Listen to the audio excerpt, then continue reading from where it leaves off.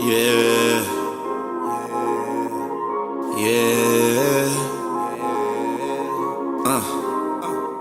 What they saying? I'm so divine, I'm so divine. Imperfection, perfection, my presence shines. My mental is parasailing maritime. They say I'm destined to read the palm line. Yeah, I'm so divine, I'm so divine. Imperfection, perfection, my presence shines. My mental is parasailing maritime. They say I'm destined to read the palm line. Yeah, I'm so divine.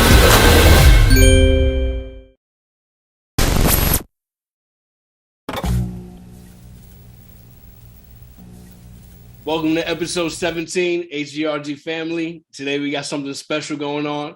We have our first guest. I want to welcome Zeke. He's a fellow real estate investor. We're going to go through a few stories with him, how we started, where he's at now. Good ones, some great ones.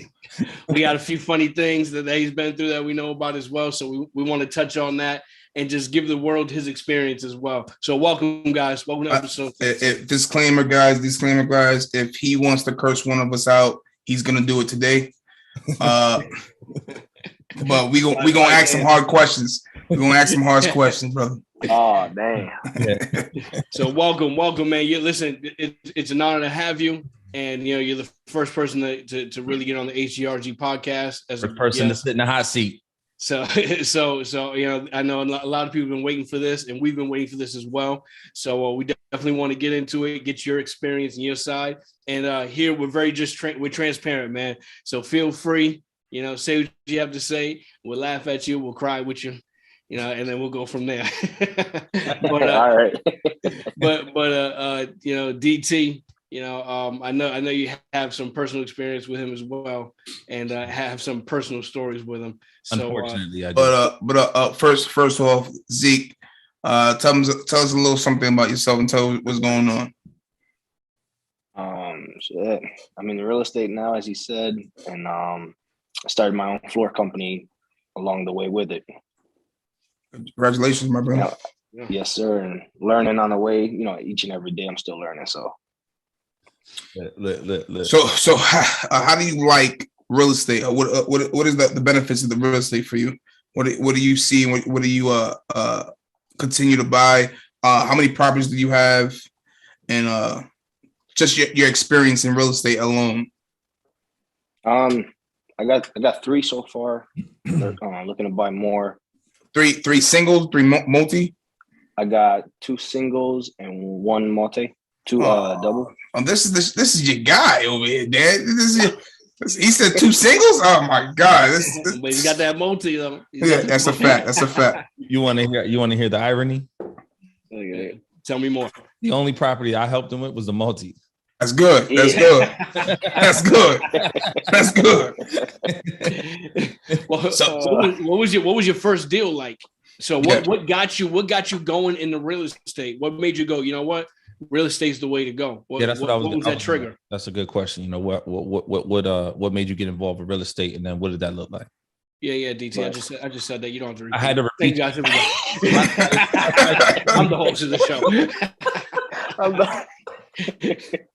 Stand your ground, son. Sorry, D. Go ahead, man. No, yeah. Growing up, my dad had rentals too. So, I kind of looked at them growing up. But then when I started working for the city, also, Danny and a couple of my other friends were into real estate. And I always knew I wanted to get into it. I just didn't know how to. And I reached out to Danny, and he helped me make my first deal. All right. This guy got your first deal. So when you got your first deal, so you had a little bit, you had some kind of insight because your dad had real estate, right? So right. When you're off on your own though, and you start to do it, it's a new experience still. So right. Tell me how that first deal went with this guy over here. All right. So let me get loose right now, man. Get loose. Get ready. That was a deep sigh. The good. We want to hear the good. We want to hear the bad, and we want to hear the other. Yeah, absolutely. We don't want to tell to our listeners that it's all peachy cream. You know what I'm saying? No, absolutely. So Man, I could just remember like it was yesterday. So I was talking to my man right here. He goes, says, obviously he gave me the whole rundown of the deal, but he's like, hey, let's go look at the house. And I'm like, yeah, let's go look at the house. And we walk in this shithole, and I said, wow, yeah, Zeke, you patch and paint here, remove a little bit of here.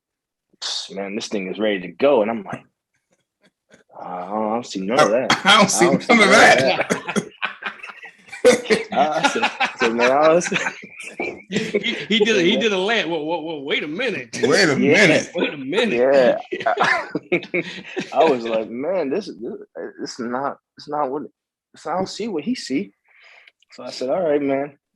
So then I slept on it. Boom. And I said, you know what? Let's do it. Man, I had bad dreams. I thought it was a nightmare. I YouTube a lot of stuff, asked a lot of questions. He helped. And like, I didn't want to go and ask, tell my dad, hey, come, let's do this. I kind of wanted to show him too, yo, I'm going to do this by myself and make sure this is for me instead of having people, walk me, babysit me through it. Yes, I asked a lot of questions like, hey, what do I do today? And obviously me and Danny sat down, gave me like a rundown. This is what you want to do. So, and then anytime I had a question, I did call. But I mean, I pretty much just followed that little guideline. Okay, we're going to clean the house first. We're going to scrape the walls. We're going to put the drywall up. And then, in that order, paint, do the floors. Let me ask you a question. Why didn't you want to go through your father? Any reason why? I wanted to show him that I could do it. That's why. You wanted to show him. Okay. All right. Show and prove mentality for sure. So I want to be clear on the story. So you walked in and you're like, oh, patch this, paint this, not a problem. Right? Is that how you looked at it? Oh, this is simple. This is 1, 2, 3. Oh yeah. That's what he. Let me paint this, patch that up. Right. Yeah, that's what he saw. The ceilings were falling. I said, man, I don't think he could patch and paint that, but I don't know. Okay, so Dan was the one going, oh, this is simple. Boom, boom, boom. Simple. Oh. And you walked in there like, this is a nightmare. What is this guy talking about right now? Man, I swear, sometimes I had nightmares, man. I go to sleep, like, wake up, like, did I really just do that? Did I buy that? And I'm like, damn, man, no, I didn't do it. Then I go there after work, and I said, holy fuck, I'm back here again. Every time you walk into the house, you go, did he really say this is simple? Yeah. I think he got me, man. This is the guy asked for help. I'm gonna be honest though. He's telling the guys on it's true, because when that face he made when he just said that, when he looked up and he was like, where do you see patch and paint at? Like, what eyes? You know what I'm saying? That's the same face he had that day when we walked in there. If it wasn't that the deal was such a shoe-in, like a no-brainer. One of my favorite sayings, it was a no-brainer. It had to happen. Mm-hmm. It almost fell on his lap. Like not once in a lifetime opportunity, but very seldom do those deals come across. Zeke, if you don't mind, go into detail what that deal looked like. Right. What was the price? What was the negotiation? How much money did you need? Because a lot of times we talk about on our podcast that, some people who get in real estate feel like they need hundreds of thousands of dollars, millions, or access to banks, great credit, and all that good stuff. So, we always talk about some creative financing things. We never really get specific with detail on certain deals because we haven't been in this situation. But this is the perfect opportunity for you to do so and let the people out there know that it's possible, from your situation, how much money you had and what you did, the sweat equity you put in and what that looks like. So, Lance, I know this is your job, but I want to ask him that question. No. Go ahead, DC. I understand, man. You're trying to get the host from earlier. That's fine.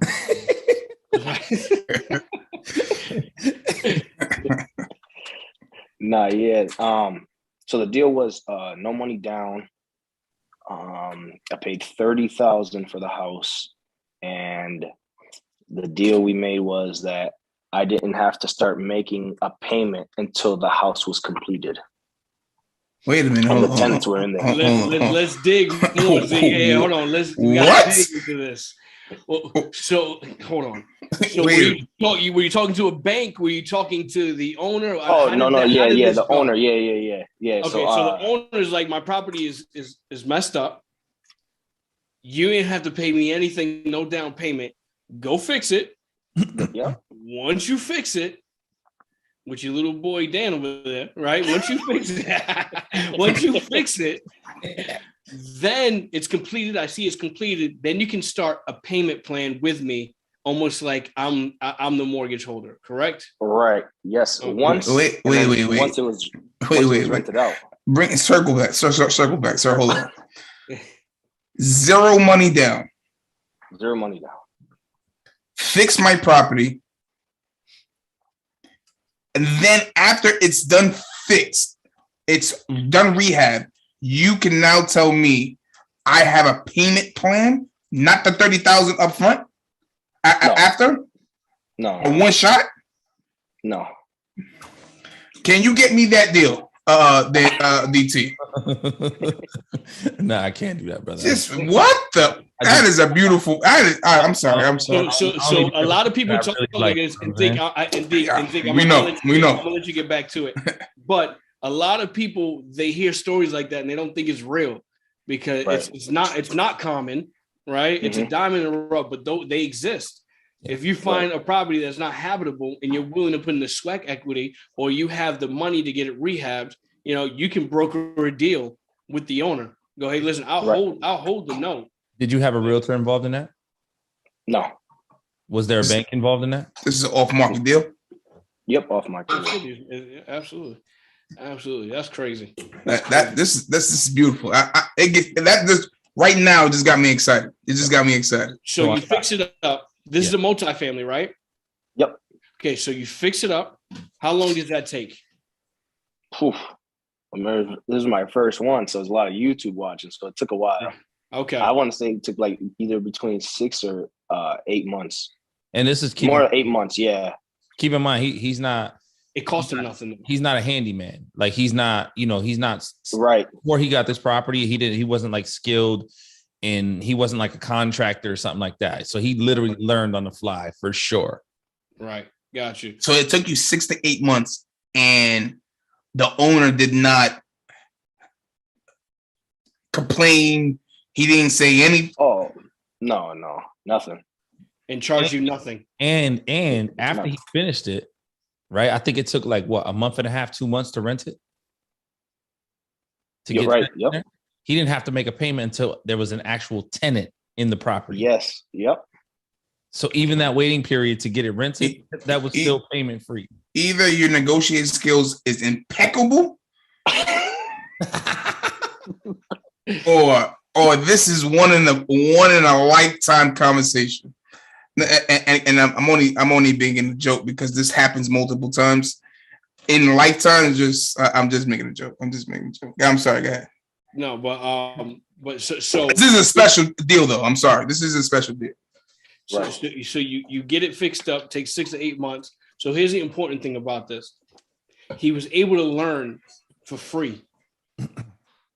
Meaning, it's not like it was a hard money loan where you got to hurry up and figure it out because the loan that you have is all interest. You got to hurry up, get people in there, refi, cash out, pay that back, and then start making money. Right? You were able to learn, and like you said, YouTube University, get tips from Dan, go in there and actually take your time where the education is priceless, right? So you rent it out, and then how much are you making off this property now? So how much are you paying monthly, and how much are you getting for rent off the tenants? So I would get 800 on, so 1,600 together, and then I owe him 1,000. So you're making $600 a month. I mean, $600 a month for free, ultimately. For free, ultimately. So I would ask a different question. After you had everything done, everything is right. It cost you $30,000 for the property.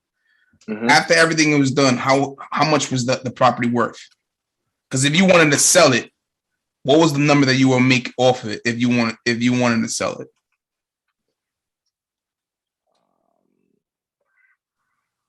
You still got the property? Yeah. How much is it worth now? How about that? I don't know. I think DT, I need a little help on there. How much is it? I can assure you this. It's a lot more than 30,000. He's probably. Oh no, absolutely, yeah. Probably somewhere around 80 to 90K. Right. So he would have came home with let's say he put 20,000 in the house, which he would have came home with 40,000 cash. If he decided to sell it. If he decided to sell, if he didn't, because either way, he was going to win. Yeah, he could sell it, cash out, pay himself back, all the money he put into it, walk away with around Beautiful thing. 35K or so, or he could do another move. He could refinance, refi cash out. Yeah, refi cash and keep on pushing and keep pushing. But whatever, obviously he decides that's up to him. But yeah, that was that's the deal he did. So I mean, obviously they're out there as we talk about. It's a no-brainer. When you first walked into the thing, it would look like a nightmare. It almost probably looked like almost overwhelming, overbearing. But nevertheless, he stuck it through. And let's be clear, I'm not the only person that he used. He has that helped him through it. He has other friends that have properties and have some skills. So, they walked him through that. I really did minimal, a lot of guidance, conversations, but as far as physical labor, I don't think I did anything. I think I might have helped you with like one little situation that you had. Yeah. It was very, very minimal. It was nothing like that. Just know who your friends are, Zeke. That's great. Yeah. I never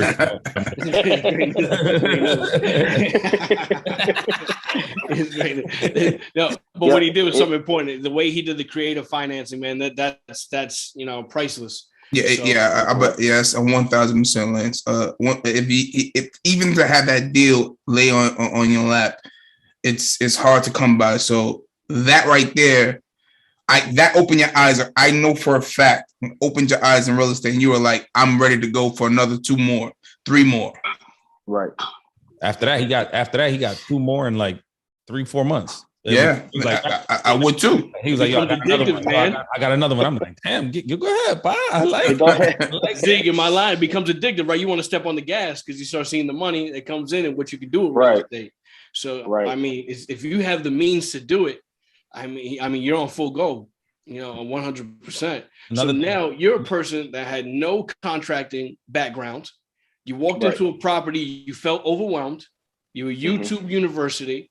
Your friends helped you, not DT, right? But your other friends helped you while you're in there. Yes, sir. Right? Yes, sir. Real friends. Your real friends. No. And he had a 9 to 5. And he had a 9 to 5. And you were working at that time. Yeah. So you had a 9 to 5. So how did, out of all this, the flooring company come about? For someone with no background, you were overwhelmed in your first property. Now you have a flooring company. Is that correct? Right. How did that come about? So one of my friends that actually taught me, and he was there too. He did the floors there. So we're messing around. That's your real friend. Got it. We're messing around there. We're messing around with the floors, and he's trying to teach me. So I'm thinking I'm doing a good job, which I'm not. So all I see is shiny at the end of it. So I'm like, okay, we did good. He's like, nah, it's bad, but it's your first one, whatever. So next you know, so I'm like, okay. So he was supposed to do a job for someone, and he didn't end up doing it. So the person called me and said, "Hey, you think you can do it?" And I'm like, let's do it. 1,000%. Confidence. I got this. Oh man, I tore that up. Then I asked him, say, "Hey, that's for Danny." I said, "Hey, Danny, what do you think about it? You think it looks good?" I see all. I was like, damn, I didn't think he saw it. I'm like, yeah, it looks horrible.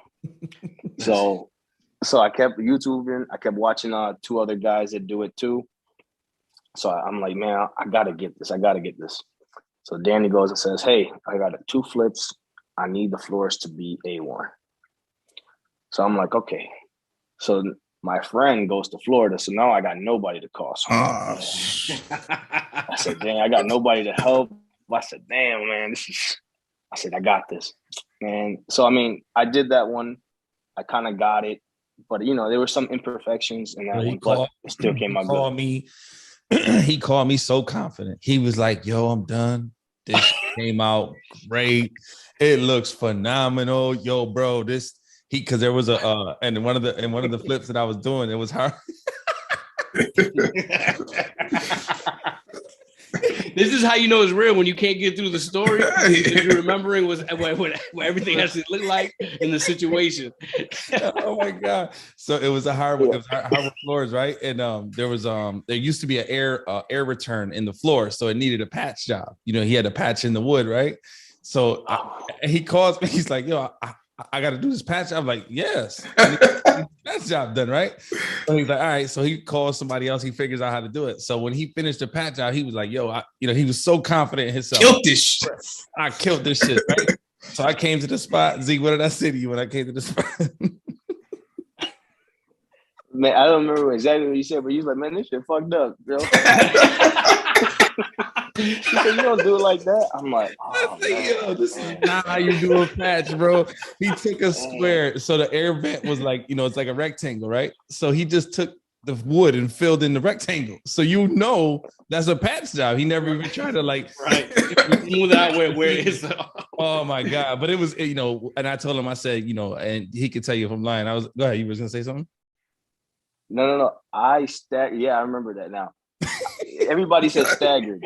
I staggered the wood inside the box. The rectangle.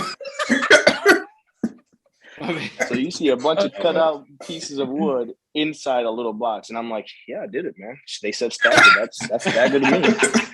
I don't know what you guys said. That's what I said. I don't know about you guys. I got this. I did this. Oh, that was hilarious. So when DT comes and he sees the floor, he gives it a worse look than the look he had when he walked into your property that was all messed up. Right, so he gave the floor a worse look. Like, what is this? But walks into your house. It wasn't that bad. It wasn't that bad. But I just knew the face because he was so confident in his shit. He was like, "I did that. Woo, you're gonna be so proud of me. I did this. I did this." So when I walked in the house, I'm like, "Damn, bro, you just gonna keep fucking my shit up, huh?" And then he did. So the flips were real close to each other. They're like 4 or 5 houses away from each other. Yep. To the other one, and I'm like, "You just gonna keep practicing." He gonna practice on your phone until he get it right. That's all it is. And then with the footprint in the front door. Oh my god, bro! I walk in the door. Now, mind you, this house. Go ahead, Zeke. Tell the story. Man, I'll tell the background. So, man, I was busting my ass trying to get these things done, right? Danny says, "Yo, it by myself, my man." Yeah, I'm killing it, man. Man, I remember I never did this again, but it was like 4:00 in the morning. I'm still busting them down. I just finished. I said, "Man, my dumb ass I was eating Taco Bell because it's the only thing open." I went right in there when the stain was still wet, left the footprint in there. I said, "Damn." I didn't see it until the end. Then I said, "Damn, man, he might not even see that. He might not even recognize that. Let me just keep going." Oh, that Timberland boot, he ain't gonna see that. He's not gonna see that. Oh shit! Oh my god! Well, of course, I walk in. The first thing I see, I was like, "Yo, he ain't gonna see that, man. Fuck all that. He ain't gonna see that. He's good." Big. I mean, as soon as you walk in the door, it's right there in the middle. I'm like, "Yo, bro." He's like, "Don't worry, I'll take care of it. Don't worry. I'll fix it." I know it was late. I was like, "All right, cool." So I was like, "All right, bro, don't worry, man. I'm just gonna keep letting you practice on my properties." And then everybody else, he sends me pictures. Them shits look crazy. A1, like gymnasium floor looking like. And I'm like, "Yo, why you can't do me like that? Why my floors look like this and theirs look like that?" He's like, "When I practice on you." I appreciate you. But and I give you a bunch of props, Zeke, because you had tenacity to keep going. Even though you didn't know what you're doing, and you're on YouTube University trying to figure it out. You still had it in you to keep moving forward and let it be your business and give it time to bloom. A lot of people, just in life, when they can't figure it out right away, they move away from it. And that's so detrimental to people that they don't even realize it. If you just would have kept going, what you could have become. Right. You could have given up how many times, Zeke? Right. I mean, I don't have to tell you that.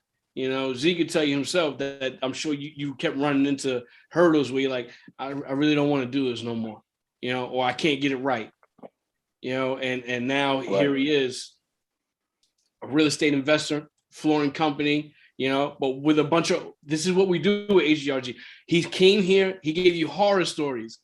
He still has real estate. He still has a flooring company. Yep. We give you the horror stories, because at the end of the day, we try to be transparent. But all in all, the bigger picture is he's a successful businessman and he's a successful real estate investor, and that's the reality of Zeke. So let me ask you a question. So, did real estate get you into flooring? Yeah. Or it was just to jump into it? So, real estate got you into flooring, right? Yeah. Any reason why? Money. Okay. That was the easy question. That was the first. Yeah, that was the first. But then, I actually do enjoy doing it. So. Okay. Yeah, he went from doing, using people's equipment, renting equipment to do floors, now owning his own equipment, multiple machines. He has his own vehicle, company vehicle. He just sent me a video today with his company. So because a couple of weeks ago we had a conversation about contracts, and I was telling him, every time you do a floor, you should have a contract with your customer. So he was like, yeah, and the one thing about this man right here, very, very humble, never afraid to ask a million questions, and definitely listens to people, who he knows what they're talking about, right?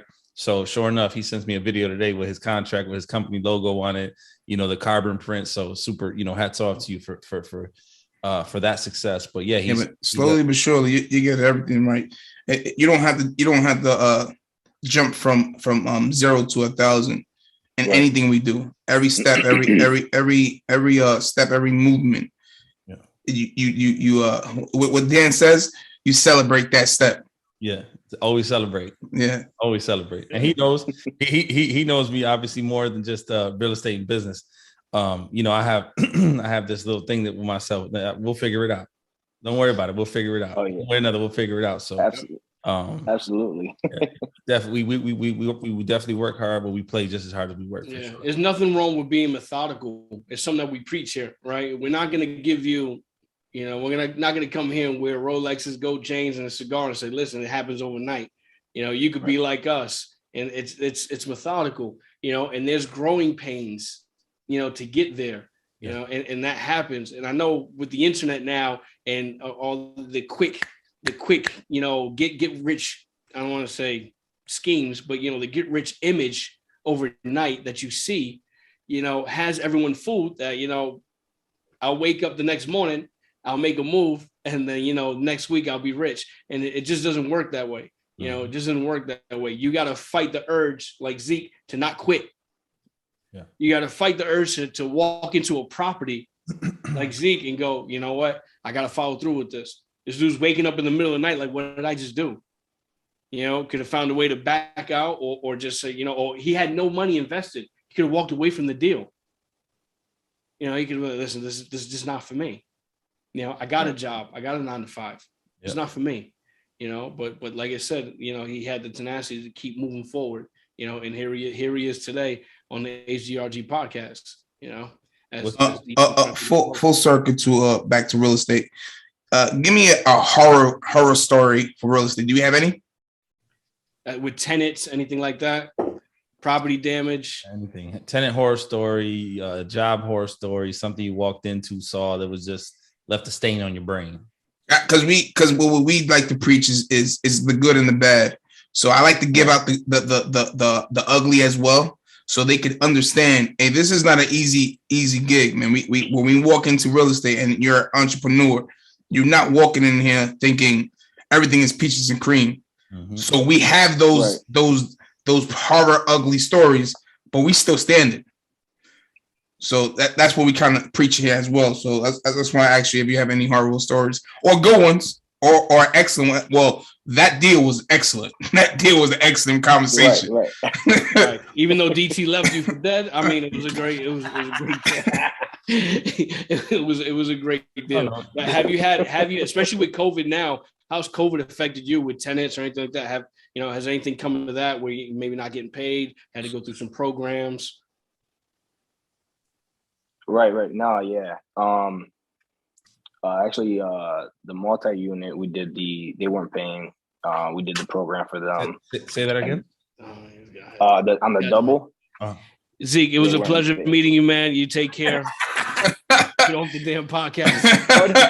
but I mean, nothing. It's not. But that's why he asked him to come up. Exactly. That's what he did.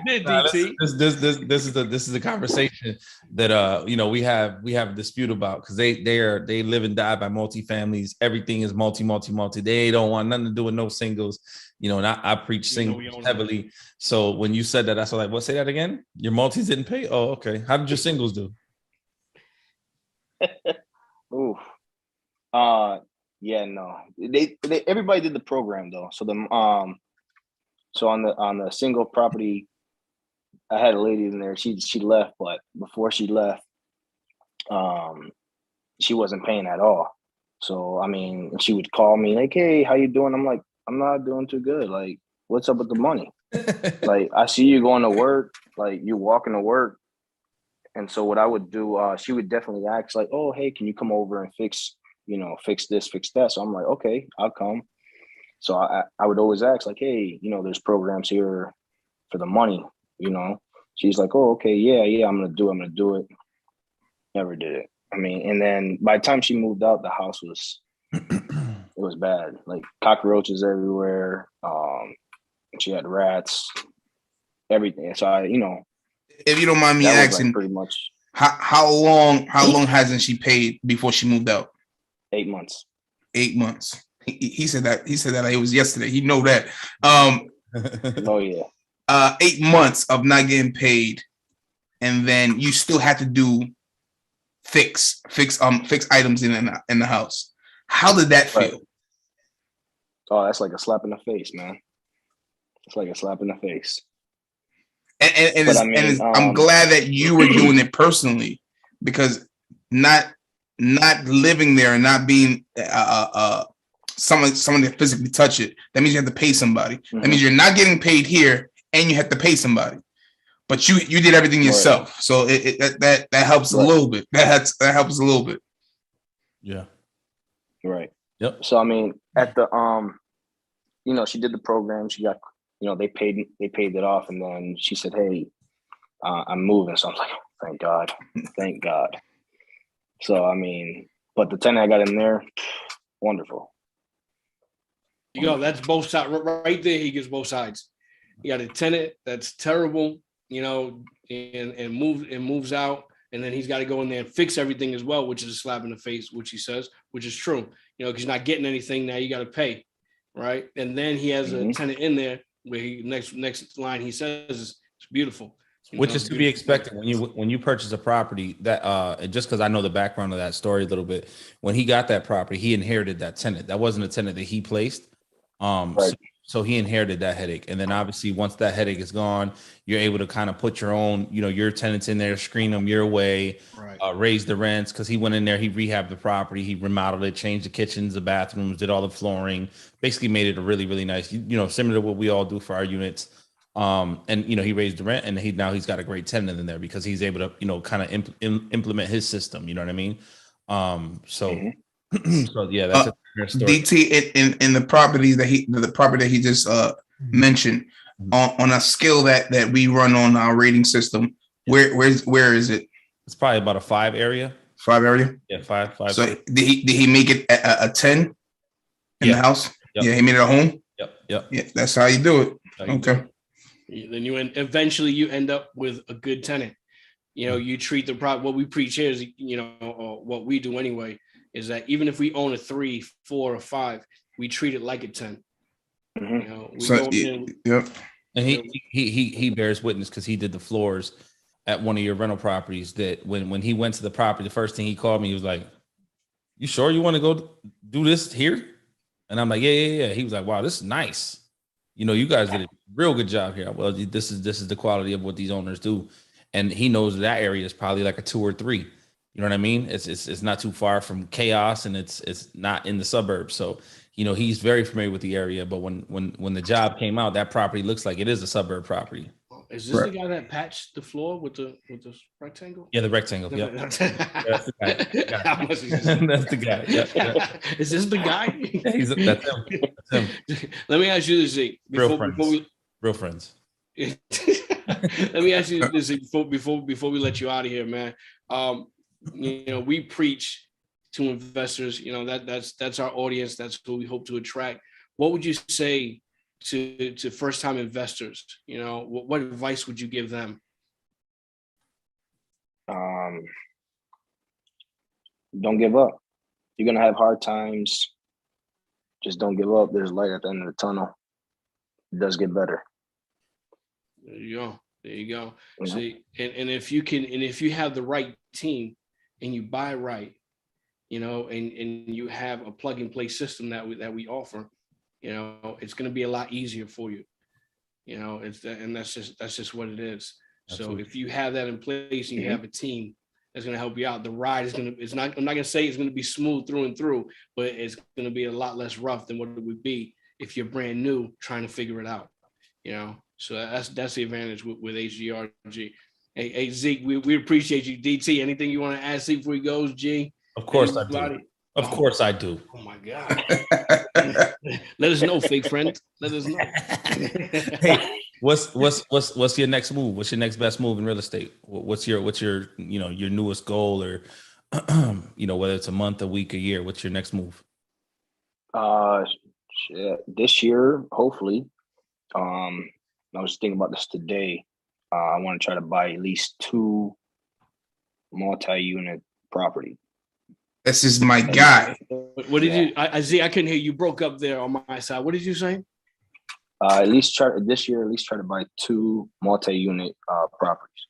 Oh, you heard. I can't hear him. DT, what did he say? What did he say? I can't hear him for anything. His mic is terrible. What did he say, DT? I think he said something about multi. He said something about multi. He said something about 2? I heard 2 multi. I didn't hear many. I didn't hear many. Here's what I didn't hear. I didn't hear single. That's what I didn't hear. Why don't you ask what's the next property he's going to close on? Ask him that. Wait. No. We don't have to ask that question, sir. What he just said to us, what he wants to do is multi-families. We're not asking because we have in our portfolio, we have singles. I'm not talking about singles. He said what he wants, sir. The goal. That's what the man wants. That's it. Yeah. Your real friends like just Jerry and myself would say, we'll get those multis. Go get that multi, kid. Yeah. Fake friends would tell you go get a single, What do you think? Yeah. Just Jerry, you got anything to ask? No. He has to finish. He's definitely right. The next one is a single right now, but I'm trying to be realistic. So you don't have to repeat that. Yeah, if I get the single, I at least want to try to buy 2 more if I can this year. So that would be a goal. 2 more multi-families, right? Right. Okay. There you go. It's awesome. That's awesome. Go get it, brother. Go get it. Yeah, it's there, man. You have to push through all the hard times, because when it becomes gold, it just feels great, man. It feels great. Right. I'm happy for your success, bro. Keep pushing. I love from the background to watch you grow into whatever you're gonna be. I love the fact that you go as hard as you do. Don't stop. Be your peers' inspiration. You know what I'm saying? Because that's what we started this program for. You know what I mean? Especially with you. We talked about we people that come from where we come, look like us, feel like us, walk like us, talk like us. A lot of times we have conversations with our friends and we tell them all this information. We're giving them, we're giving it away. Do it like this, and not many people listen. You know what I'm saying?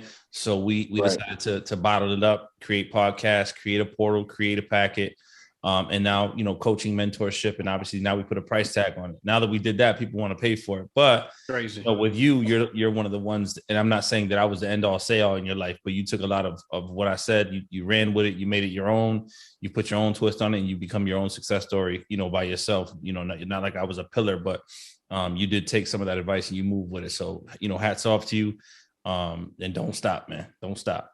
Hey, Zeke, we appreciate you, man. Thank you so much for joining us. Thank you, guys. Thank you for your time, brother. All right, H.G.R.G family. We had our first guest here. It was a great thing. That was terrible, guys. It was that's what a fake friend would do. Listen, H.G.R.G. Listen, H.G.R.G family, thank you again for another great episode. And we're going to bring a lot more people to you this year. All right. Take care. Yeah.